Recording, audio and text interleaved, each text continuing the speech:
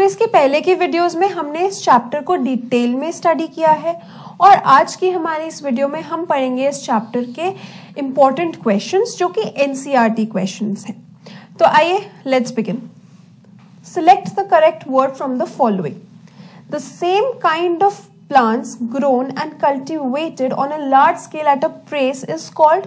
तो जो प्लांट एक ही जगह पे कल्टीवेट किया जाता है उसे बोला जाता है crop. Next, the first step before growing of crops is dash of soil. तो पहले उगाने के पहले सॉइल को प्रिपेयर करना पड़ता है। So it is preparation of soil. Damaged seeds would dash on top of water. तो हमने एक एक्टिविटी भी परफॉर्म करी थी जिसमें हमने ये देखा था कि डैमेज सीड जो है वो फ्लोट करते हैं और जो गुड क्वालिटी ऑफ सीड्स होते हैं वो हॉलो नहीं होते, इसलिए वो सिंक कर जाते हैं। For growing of a crop sufficient sunlight and dash are required. तो हमें पता है प्लांट्स को ग्रो करने के लिए वाटर, न्यूट्रिएंट्स और सनलाइट, ये तीनों चीजें ही चाहिए। और ये तीनों चीजें उसे लाइक न्यूट्रिएंट्स और वाटर से सॉइल से मिलता है and sunlight directly. So I hope ये क्वेश्चंस आपको क्लियर है। Next, match the following. Kharif crops. तो क्या आपको यहां बी सेट में कोई खारिफ क्रॉप्स दिख रहे हैं? Paddy and maize. So paddy and maize are kharif crops. Rabi crops.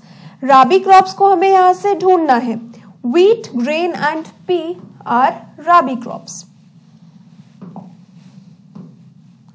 Next, chemical fertilisers.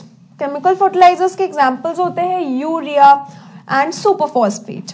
Organic manure जो कि एनिमल एक्सक्रीटा, काउडंग और यूरिन से मिलके बनता है। तो ऑर्गेनिक उसे इसीलिए ही तो कहते हैं क्योंकि वो काउडंग और animal excreta, waste and dead bodies of plants and animals से हमें मिलता है उनके डिकम्पोजिशन से। Similarly rabi and kharif crop के एग्जांपल्स हम पढ़ चुके हैं एंड केमिकल फर्टिलाइजर्स के कुछ नेम्स भी हम देख चुके हैं।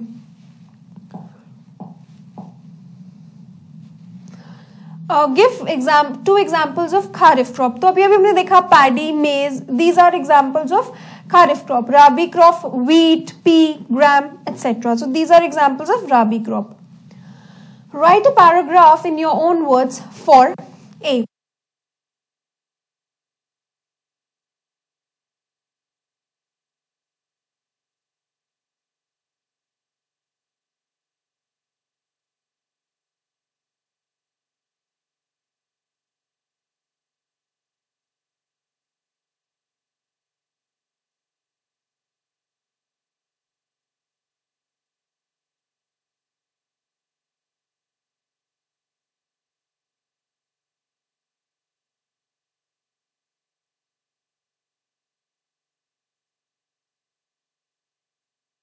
Preparation of soil. तो प्रेपरेशन ऑफ सॉइल क्या होता है? यानी कि हमें सॉइल को प्रिपेयर करना है क्रॉप्स को सो करने से पहले। क्यों ये जरूरी है? अगर हम सॉइल को प्रिपेयर नहीं करेंगे यानी उसे लूजन नहीं करेंगे तो क्या होगा? सीड्स उसके अंदर आराम से जा नहीं पाएंगे। सीड्स जाने के बाद उन्हें एयर नहीं मिल पाएगी। तो ये सारी चीजों के लिए हम क्या करते हैं? सॉइल को अच्छे से लूजन कर देते हैं ताकि कि हम उसमें सोइंग कर पाए। तो प्रेपरेशन ऑफ सॉइल यानी कि लूजनिंग ऑफ सॉइल, इससे क्या होता है? रूट्स पेनिट्रेट कर जाती है डीप इनटू द सॉइल, जिसकी की वजह से जो है आराम से ब्रीथ भी कर पाती है वो, क्योंकि सॉइल लूज होता है। एंड ये किससे करते हैं हम? प्लाउ से। तो हमने पढ़ा था कि ploughing is nothing but the loosening of soil and it is done with the help of a plough, जिसके कि हमने पार्ट्स भी पढ़े थे। प्लाउ शाफ्ट,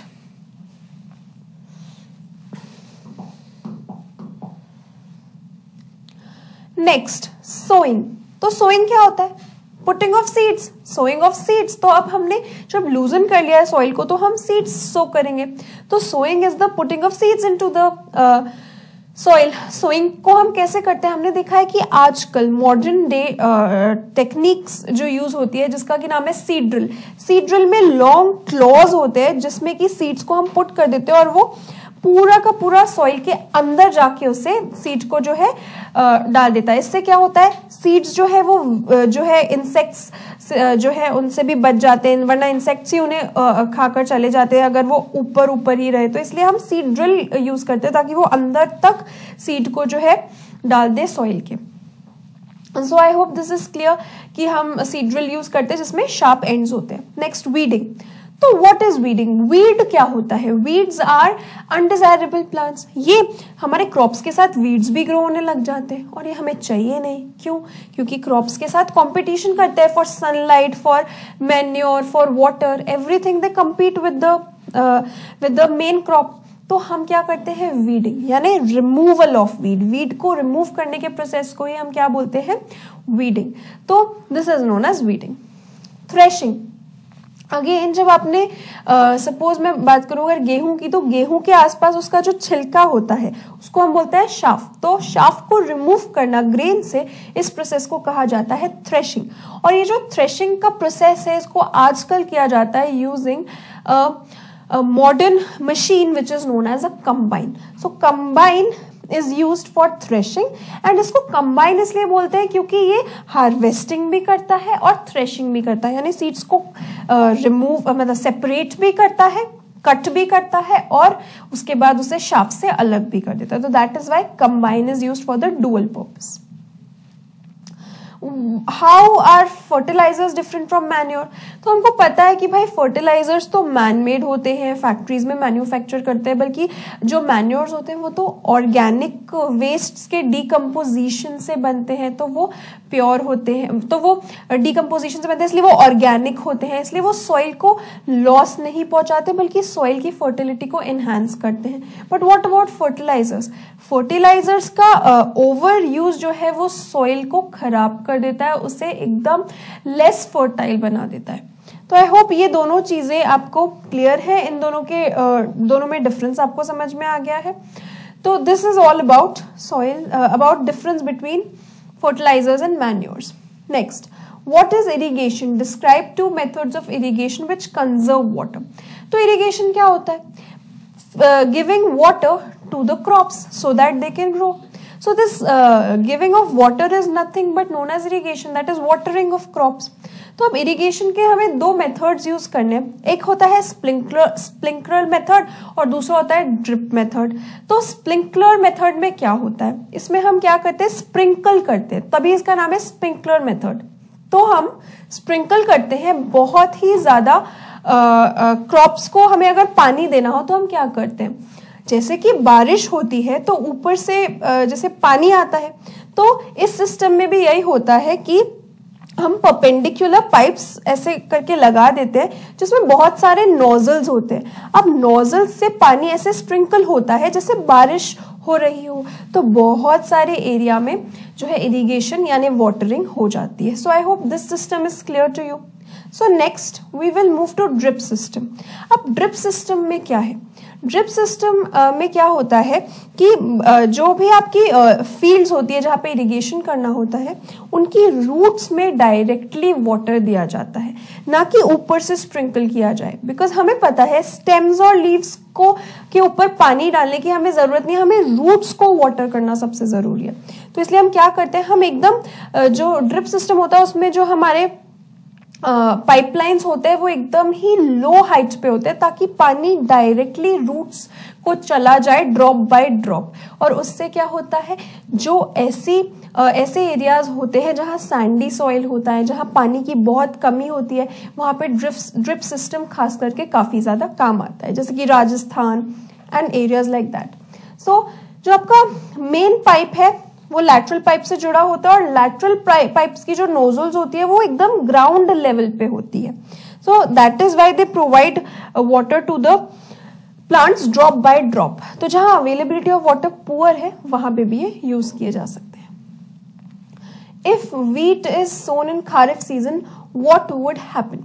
देखिए वीट को हम कब ग्रो करते हैं, हमें पता है कि वीट को जो है वो खारिफ नहीं, वो राबी क्रॉप है। तो राबी क्रॉप का जो बेस्ट सीजन है वो हमें पता है दिसंबर से लेकर अप्रैल तक होता है।